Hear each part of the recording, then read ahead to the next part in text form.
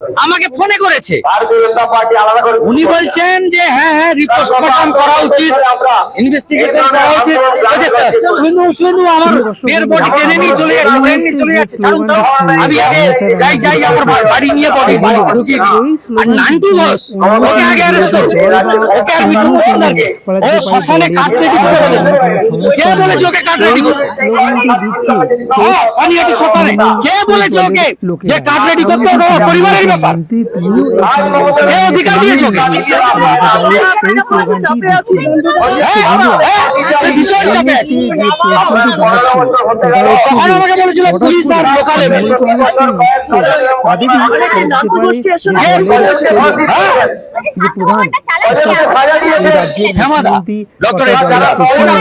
মমতা ব্যানার্জির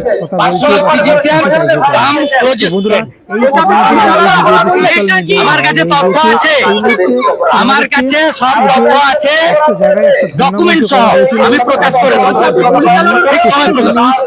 বার্তা একটাই, এই বর্বরচিত অমানবিক হৃদয় বিদারক ঘটনার সঙ্গে যারা যুক্ত তাদেরকে খুঁজে বের করে ভারতীয় ন্যায় সংহিতা আইন অনুযায়ী ইমিডিয়েট চার্জশিট করে ট্রায়াল করে ক্যাপিটাল পানিশমেন্ট বলা উচিত হয়নি, মৃত্যুদণ্ডাদেশের কথা বলা আছে। এটা চাইছি আমরা। আর যারা কনস্পিরেটর, যারা চক্রান্তকারী, যারা প্রমাণ লোপাটের সঙ্গে যুক্ত তাদের গ্রেপ্তার চাইছি। Doctor SP Das, doctor Sandip Ghosh, Vineet Goel আর সমস্ত দায় কাঁধে নিয়ে স্বাস্থ্যমন্ত্রী, পুলিশ মন্ত্রী তথা মুখ্যমন্ত্রী মমতা ব্যানার্জির পদত্যাগ, এটাই আমরা দাবি করছি।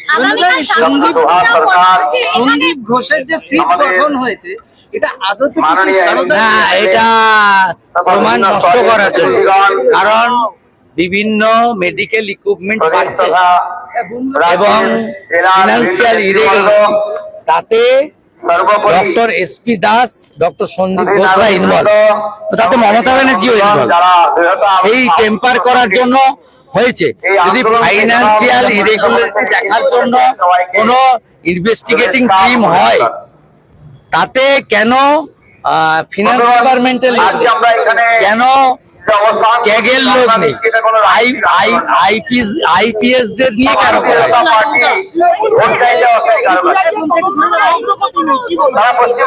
প্রথমত এভিডেন্স তো নষ্ট করেছে, তো সহজে তো হবে না।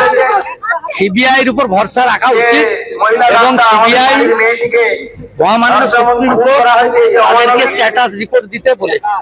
আমরা অপেক্ষা করি যে তারা আগামীকালের মধ্যে স্ট্যাটাস রিপোর্ট দেবে। সুপ্রিম কোর্ট যখন হস্তক্ষেপ করেছে তখন সিবিআই যা পাবে সেটা সুপ্রিম কোর্টকে জানাবে।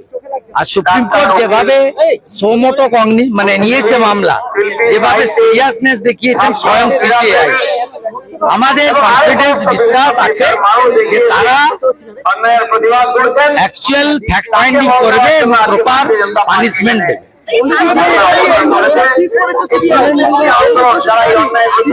এটা আনন্দিত। সন্দীপ ঘোষকে কখন কাস্টডিতে নেবে তার অপেক্ষায়।